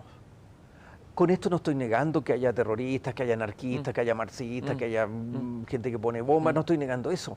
Pero que hay una responsabilidad y una responsabilidad seria, me parece claro. Entonces la interpretación de Salón es eso, atribuir todo esto al marxismo soviético, dejar que los militares lo arreglen, y después cuando los militares están en problemas los dejamos en Punta Peuco y decimos, no, yo no tuve nada que ver con esto, no, yo no sabía lo que pasaba. Y tomándome un whisky. Y tomándome un whisky. Ajá. Y muchos problemas de que ocurren en el país, como por ejemplo la Araucanía, se analizan tomándose un whisky desde una terraza en el sector alto de la ciudad. Eso es irritante, ¿o no? Sí. Hay whisky de izquierda y whisky de derecha. Hay una whisky izquierda también. Claro. Que son los de izquierda que toman whisky. Sí. ¿Ah? Joaquín, también tú, en un capítulo de tu libro, tú planteas que empieza a surgir en las nuevas generaciones un grupo de intelectuales, algunos de los cuales fueron alumnos tuyos, de nuevos intelectuales que cambian y empiezan a tener una perspectiva, una mirada de la derecha distinta, o un pensamiento de derecha distinta. Ese grupo está compuesto por personas como Daniel Mansuy, Hugo Herrera, Claudio Alvarado, Pablo Ortúzar, hay un grupo bien interesante ahí, Josefina Arao, y me gustó mucho que le dedicaras un capítulo tú, me pareció generoso en el buen sentido de la palabra, de levantar esa gente nueva, que muchas veces dentro de la derecha es vista como que tiene una postura política ambigua, que podrían ser enemigos, que están disparando para el otro lado, etcétera, etcétera, etcétera. ¿Qué es lo que tienen en común esos nuevos intelectuales de derecha y qué han aportado y qué podrían aportar a una derecha más del siglo XXI? Antes de contestar esa pregunta, esos no son los únicos intelectuales de derecha. Hay intelectuales de derecha de matriz más liberal, etcétera, que también son muy interesantes. Una de las cosas raras que pasa en Chile es que si tú comparas la discusión en el Congreso, es miserable. Iba a decir de tercero básico, pero tercero básico la gente puede ser muy lúcida en tercero básico. Los niños pueden ser exacto, entonces pueden hasta filosofar espontáneamente, ¿no? Efectivamente, es de muy pocos niveles, ramplona, con notables excepciones. Pero tú ves las cartas al director, tú ves las columnas, los libros que se han publicado en la izquierda, en la derecha, y hay cosas muy interesantes, y los historiadores del futuro van a quedar como sorprendidos. ¿Qué país más raro? ¿Ya? Y si tú comparas con otros países latinoamericanos, no se da esta discusión tan rica en todos los sectores. Hay libros que me producen dolor de estómago, pero es un dolor de estómago sofisticado, ¿ya? Y eso es una cosa sana, es una cosa buena. A mí ¿qué me gustaba de estas personas? Es que en un país donde todo está encasillado, donde si tú eres contrario al aborto, tienes que ser partidario de la central de Hidroaicén, tienes que vivir en un cierto lugar, tienes que votar por Trump y tienes que haber estado en determinados colegios, llega esa gente y despeina el panorama. Y eso, ya solo eso... Es una característica también asfixiante de Chile, el encajonamiento. El encajonamiento. Y yo desde chico me rebelaba contra eso, que te encajonan. Tú eres esto o lo otro. Exacto. ¿No? Y te meten en un cajón y ahí quedaste. Y ahí quedaste para siempre. Y esta generación rompió esos cajones. Rompió eso. ¿Ya? Y ese encajonamiento pasa en la izquierda, pasa en la derecha, etcétera. Claro, tú te puedes cambiar de bando y eso se acepta, ¿ya? Si yo mañana me hago anarquista, eso se acepta. O si un anarquista se hace cosas, eso se acepta. Pero tiene que estar perfectamente encasillable. Y esa gente, no sé, yo veo a mi amigo Daniel Mansuy, ¿dónde lo meto? ¿Dónde lo encasillo? Yo ya renuncié a encasillarlo.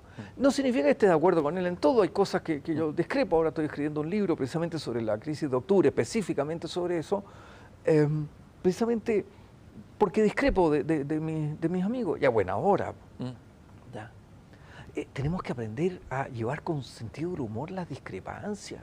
Sí. Sí, no sería una cosa...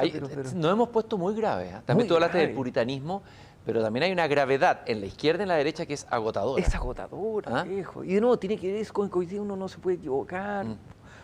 Mira, Memphis La Blusera, un grupo de fusión argentino, decía en una de sus canciones, ponga humor a la verdad. Viejo, bueno, pues hay una frase de Nietzsche que es muy buena. Sí. Sospecho de toda verdad que no vaya acompañada de una carcajada. Es buena esa frase. Eso es muy profundo. Y a mí, de las cosas que me gusta del cristianismo, una vez un ateo colombiano atacaba a la Biblia diciendo que la Biblia era absurda porque no tenía chiste. Yo decía, gracias, Dios no tenía chiste. Imagínate un chiste contado por 2000, 3000 años, habría sido horroroso. Pero si tú la sabes leer, la Biblia es un canto de alegría, es una cosa maravillosa. Y hay humor también, en el Antiguo Testamento hay humor. Jonás es divertida la historia de Jonás. Hay cosas, exacto. Pero Joaquín, pero volviendo a este grupo, este grupo de intelectuales jóvenes de derecha, que tú dices que tienen el talante de ciertos intelectuales del centenario, intelectuales chilenos del centenario, ¿cuáles son los puntos que ellos han tocado que de alguna manera despeinan esta derecha y abren como una mirada distinta? ¿Cuál te parecen los puntos centrales? En primer lugar, una cosa que va antes que los puntos, que es cuáles son sus fuentes de inspiración. Esta gente, cuando uno entra a la oficina de Daniel Mansuy, de Manfred Svensson, ve los libros que lee Gaby Caviedes, Josefina Arauz, etcétera, Catalina Siles, siempre están leyendo a gente que piensa distinto que ellos. Eso es muy sano. Y eso es muy divertido, porque tienen sus posiciones, y eso les da una ventaja enorme frente a otros intelectuales que están un poquito más encajonados. Y después, por supuesto que se discuten, sus críticos liberales dicen, ustedes son comunitaristas, y como si fuera eso yo no sé si son comunitaristas, no, porque es una discusión gringa. Y en Chile el comunitarismo, por lo menos los más viejos, los asociamos, más viejos, mayores de 60, los asociamos al socialismo comunitario de la democracia cristiana, ya esos demócratas cristianos que se ponían, no usaban corbata, entonces se ponían aquí, así digamos, y su modelo era Yugoslavia. Yugoslavia es un horror, o sea, claro, Tito mataba menos gente que los otros, pero igual era un asesino, ellos no lo sabían, etc. Para mí eso no es un modelo. Entonces, la palabra comunitarista en Chile tiene un pasado que... Pero esta sería que una derecha, de nuevo yo encasillando como buen chileno, social cristiana, conservadora social cristiana. Depende, porque Hugo Herrera de social cristiano no tiene nada. Mira, si tú me preguntaras a mí, que no me lo has preguntado, ¿dónde estoy? Yo te diría, yo estoy como a medio camino, en un punto intermedio entre los conservadores y los social cristianos. Ahí estoy yo. Pregúntale a ellos dónde están. Y lo otro interesante es que es una derecha que no está preocupada de dónde está. Y eso es fantástico. Y que, por supuesto, que destaca este tercer pilar, que son personas que te insisten en esto, en el tema de los horarios de trabajo, un Pablo Ortúzar defendiendo a los comerciantes ambulantes, toda su aproximación que destaca a los invisibles. En Chile los campamentos, las poblaciones, con el sistema de voto voluntario, ¿ya?, dejaron de ser interesantes, y con el crecimiento de la clase media, entonces nadie se preocupa de ellos. Increíble, porque de alguna manera tanto una izquierda individualista y una derecha individualista invisibilizó más a los invisibles. Efectivamente. O sea, fueron invisibilizados por los dos sectores. Efectivamente. Y ellos se preocupan de decir, señores, aquí están ellos. Aquí están... Hay cosas conmovedoras de Pablo Ortúzar sobre la niñez, son muy un tema que colocan ellos en el tapete, el tema de la ciudad. Tú dices que la ciudad es un tema político del que hay que hablar. Bueno, Aristóteles lo colocaba en el centro. Brevemente me gustaría que te refirieras a eso. Toda la filosofía política clásica, antigua, griega, es una reflexión sobre la ciudad. Abre hoy día cualquier manual de ciencia política y busca la palabra ciudad y no aparece. No aparece. ¿Por qué? Porque nos obsesionamos con el tema del poder. La política es poder, poder, poder. Por supuesto que si eso Aristóteles sabía que la política tenía que ver con el poder, pero no solo con el poder. Y nuestros problemas, disgregación, violencia, delincuencia, drogadicción, son todos problemas que están relacionados con la ciudad. Pero le dejamos la ciudad a los urbanistas. Maravillosos los urbanistas, pero es un problema político de primera magnitud. Fíjate que leyendo ese capítulo en donde tú hablas de la ciudad, me acordé de un poema de Rilke, Rainer María Rilke, que llega a París. Me dirás tú si tiene resonancia o no lo que tú has pensado sobre la ciudad como problema político. Pues las grandes ciudades están, señor, perdidas y deshechas, y no hay consuelo que pueda consolarlas, y así transcurre su pequeño tiempo. Ahí viven seres mal y penosamente en profundos cuartos, tímidos de gestos, con un temor más hondo que un hato primerizo, parte diciendo Rilke. Estas ciudades que están, donde no hay consuelo, donde el tiempo se ha estrechado de un tiempo pequeño, etcétera.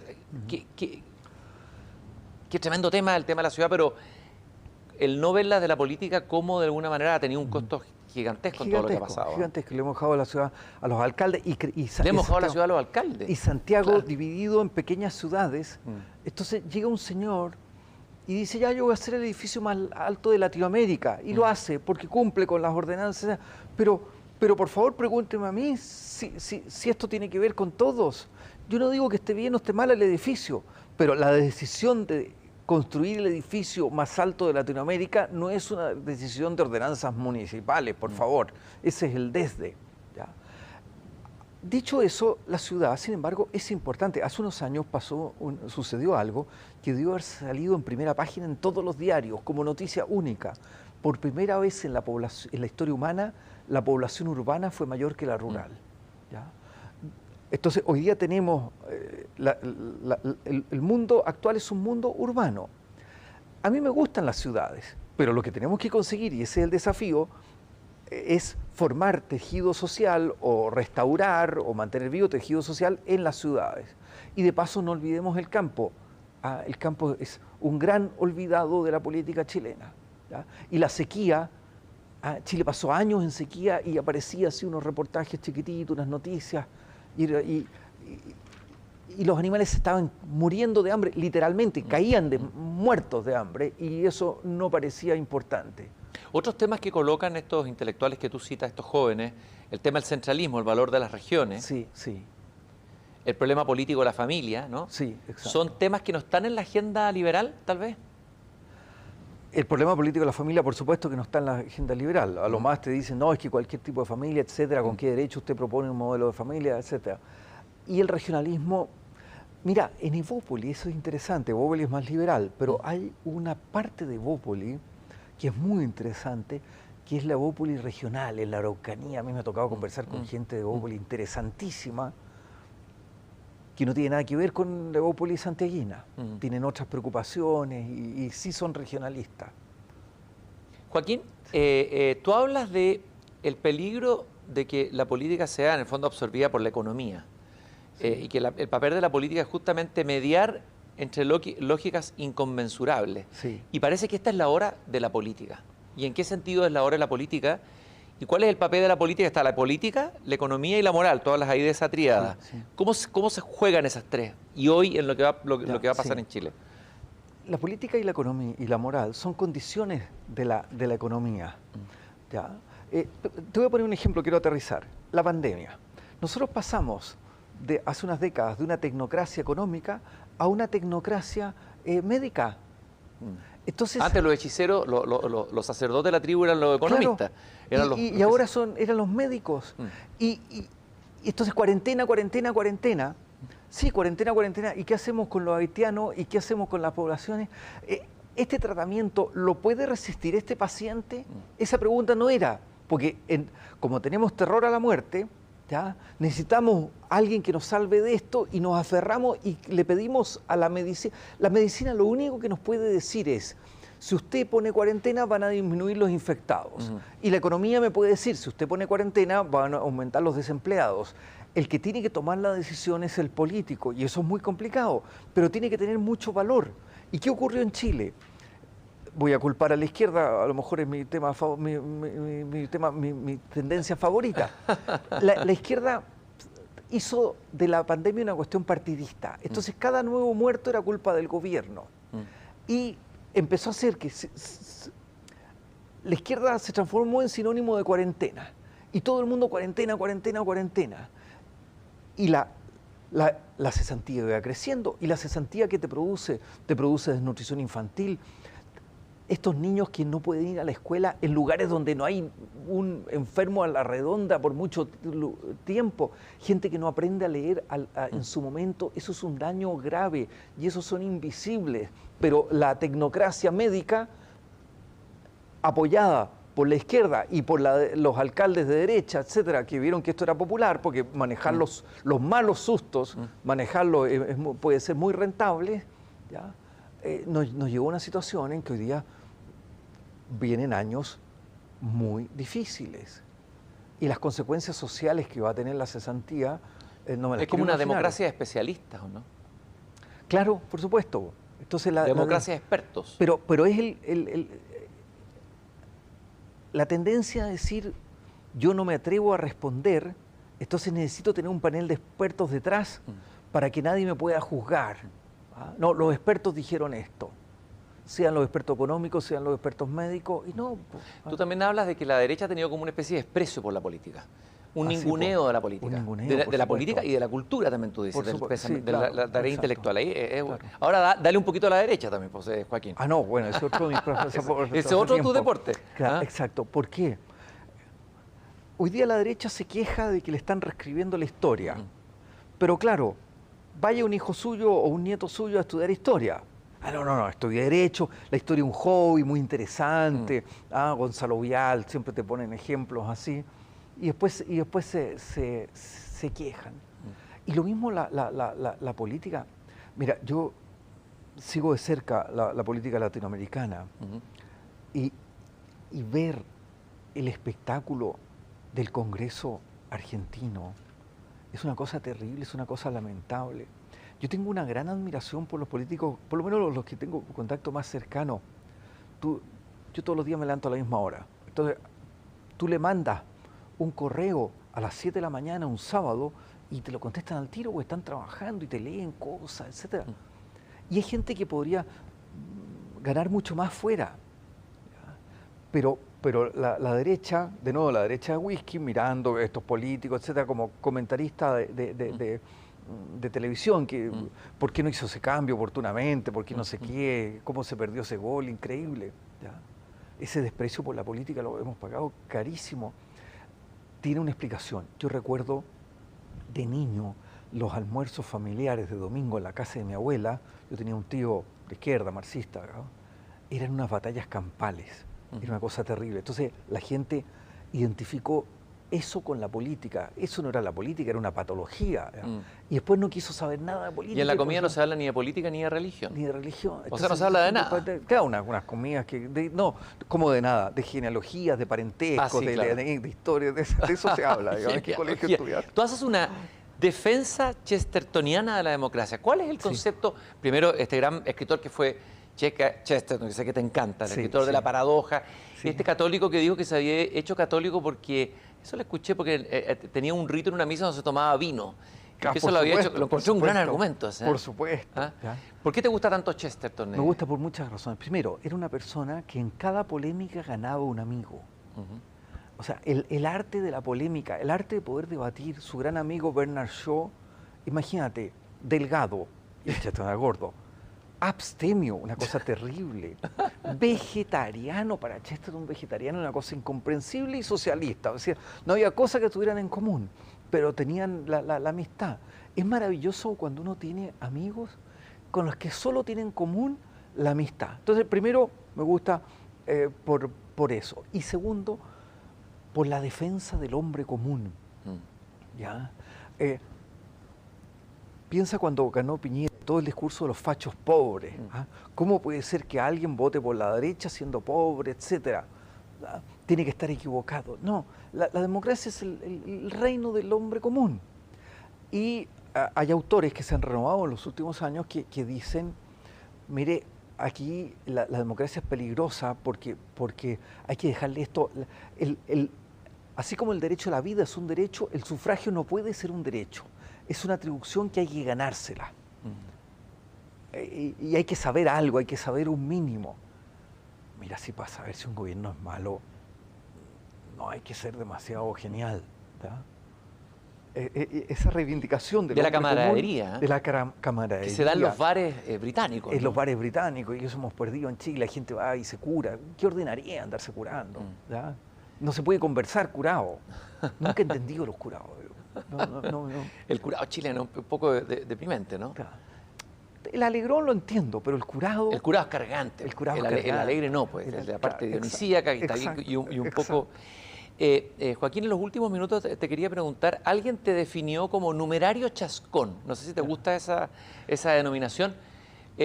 Cualquiera que conversa contigo, desde el prejuicio, desde el encajonamiento chileno, diría, ¿cómo Opus Dei, una persona tan libre, tan abierta, tan que le gusta, no sé, Santiago el Nuevo Extremo y el cine Miguel Litín, puede ser Opus Dei? ¿Qué significa ser Opus Dei? ¿Qué significa ser Opus Dei hoy día que se siente en minoría? Expliquemos un poco cuál es esa opción. Mira, yo tuve un privilegio. La primera persona del Opus Dei que yo conocí se llamaba José María Escrivá. Ya. Entonces, claro, es una ventaja, porque es ver una muy buena versión. ¿Y qué me impresionó? Era en Argentina, año 74. Llegué por casualidad, no te voy a explicar una larga historia. Me encontré, yo no sabía que era un santo en esa época, pero me encuentro con una persona, primero, nunca he conocido a alguien con mejor sentido del humor en mi vida, ¿ya? Chispeante, y con un cristianismo muy alegre, muy positivo y muy desafiante. Y eso para mí era una inyección a la vena, no me podía hacer algo más atractivo, ¿ya? Porque en mi colegio el cristianismo era la revolución proletaria, la lucha contra el capitalismo, todo amargo, todo gris, todo negativo, ¿ya? Y descubrir algo fresco y que tenía que ver con mi vida diaria, con el estudio, en este caso con mi trabajo, con mis libros, con mis amigos. Uno de los problemas que tiene hoy día el cristianismo, por lo menos en su versión católica, es la esquizofrenia. Entonces separamos, los negocios son los negocios, la política es la política. No sé. En cambio, un cristianismo que permea todo, pero al mismo tiempo que no te han dando... Yo hace más de 4 décadas que soy del Opus Dei. Nunca he recibido la más mínima insinuación siquiera de por quién votar en una elección. Y si me hubieran dicho, yo habría... Primero me habría ido al Opus Dei, pero antes habría votado por lo contrario, porque esa idea y el protagonismo de la gente, de nuevo, de los hobbies, de la gente normal. Por supuesto que en el mundo de las etiquetas, entonces claro, si tú eres del Opus Dei, tienes que ser de derecha, no sé qué, no sé cuánto, vestir de una manera. Pero lo divertido, la cantidad de gente del Opus Dei que te podrá contar, decir, ¿cuántas veces le ha pasado? Ah, no, es que tú eres distinto. Entonces, esta es una institución que solo está compuesta de gente que son distintos, que son excepciones, digamos. No, entonces cambia tu diagnóstico, viejo. Tú hablabas ahí de que era chispeante, Escrivá de Balaguer, pero tú has sido bastante crítico de lo que tú llamas las figuritas de la iglesia, o sea, que líderes carismáticos, pero que le hicieron mucho daño a la iglesia. Y dice una frase bien potente, dice, qué importantes son esos curas gordos y lateros, carentes de todo carisma, cuya ingrata presencia nos recuerda que no estamos ahí siguiendo ningún liderazgo personal. Como la defensa del cura ramplón y el peligro del cura demasiado carismático, exacto, tipo Caradima u otro, ¿no? Sí, eso es muy... Mira, estoy pensando, estos encuentros con José María Escrivá están filmados. Entonces, una vez vi con mis papás uno de estos, y al final, él pedía, y se notaba como yo les pido que recen por mí porque soy capaz de los mayores horrores y los mayores errores que puede cometer alguno.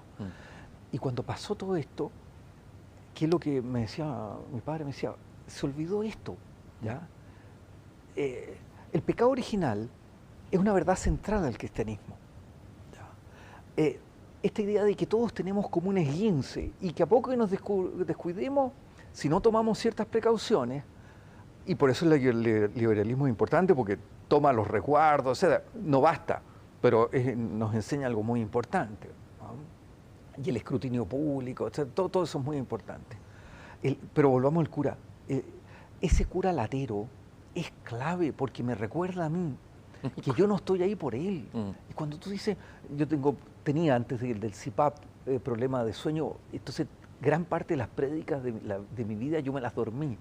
Pero Gómez Dávila dice, que ese es uno de las defensas que tenemos contra los curas progres, dormirnos en las prédicas, para que no nos envenenen nada con su idea. Y eso vale para todos, no solo para los curas progres. Entonces, pero son clave porque en el fondo es la gente que hace el trabajo.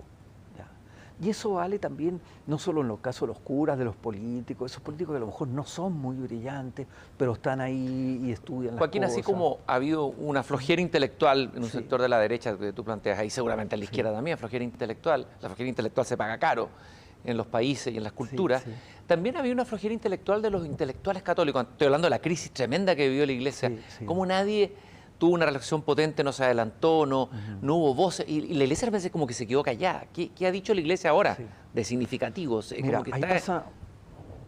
pasa una cosa impresionante, que es la siguiente. La Iglesia, la jerarquía, porque la gente dice la Iglesia pensando en los curas, en los obispos, y es una parte de la Iglesia, una minoría, pero vamos a hablar de esa Iglesia. Por décadas vivió de rentas, de las rentas de un padre Hurtado, de las rentas de esos misioneros franciscanos, jesuitas que vinieron aquí con dificultades a predicar, generosa, de esas monjitas, ya. Entonces, claro, hablar así, cuando tenía el año 90 un 70% de prestigio, es muy fácil. Y ahora de repente se derrumbó todo eso. Pero eso es una gran oportunidad. Y hoy día la tentación que tienen los curas es decir, ¿con qué cara voy a hablar si no tengo prestigio? Como si la razón para hablar es mi prestigio. Y hoy día, viejo, se te fue todo ese pedestal humano a buena hora.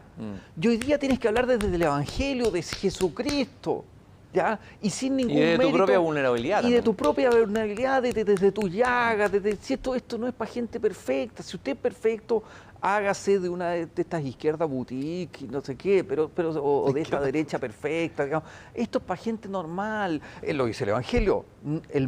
Jesús dice, el médico no es para los sanos, es para los enfermos. Y se rodea de pecadores. ¿Ya? Mira, hace unos días la Iglesia Católica celebró a Santa Marta. ¿Ya? Jesús tenía amigos, Lázaro, María y Marta. ¿Ya? Y resulta que María no la celebra la Iglesia. ¿Y por qué? Porque algunos dicen que tenía un pasado oscuro, la identifican con una prostituta, con no sé qué. Pero en el Evangelio hay dos canonizaciones. Una, el buen ladrón. Hoy estarás conmigo en el paraíso. Canonizado. ¿Ya? Deberíamos celebrar la fiesta del buen ladrón. Yo no tengo contacto con el Papa. Si alguien lo tiene, por favor, que le dé el dato. Y segundo, María, la hermana esta de Marta, que le dice, hay un momento en que Marta está preocupada de la cocina, todo, y María está oyendo lo que dice Jesús. Y Marta le reclama con toda razón que me ayude. Y Marta, tú te afanas de muchas cosas, pero una sola cosa es necesaria. María ha elegido la mejor parte y no le será quitada. Si eso no es un proceso de canonización, o sea, la mejor parte no le será quitada, ni en esta vida ni en la otra. Nosotros deberíamos tener el Papa vive en una casa que se llama Santa Marta. No, pues viejo, debería llamarse Santa Marta y María, o María y Marta. Ahí la fiesta debería ser. Pero claro, este pasado oscuro, Bielsa lo decía, ¿ah? Todo santo tiene su pasado y todo pecador su futuro. Sí, que aquí no es para gente impecable. Bueno, hay un verso muy bonito de Víctor Hugo que dice: cada hombre en su noche camina hacia la luz. Chaque homme dans sa nuit marche vers la lumière. Querido Joaquín, yo quiero agradecerte. Es tan adictivo conversar contigo. No, contigo. Con la libertad interior que tienes, que te hace un inclasificable, algo escaso en estos días y alguien valiente también. Otras que haces en estos días. Así que fue un placer tenerte. No, oye, no nos dejemos llevar por el engaño. Los cobardes dicen que los que cumplimos nuestro deber somos valientes para justificar su cobardía. No, viejo, nosotros somos normales, valientes son otra gente. Valiente el empresario que invierte hoy día en Chile, ese es un valiente. La empresaria del pueblo humilde que está creando una empresa, una pyme. La madre de familia que saca un monoparental, que saca adelante a su hijo, que educa, que lo tiene su hijo impeca ahí, su niñito. Esos son valientes. Ser valiente desde aquí es muy fácil. Muchas gracias, Joaquín, y quiero agradecerle a todos ustedes por habernos acompañado en esta conversación que, como ustedes se darán cuenta, podría haber sido infinita. Así es Joaquín García Huidobro, a quien tuvimos hoy día en persona. Nos encontramos el próximo domingo nuevamente a las 7 de la tarde en la conversación de En Persona. Muchas gracias.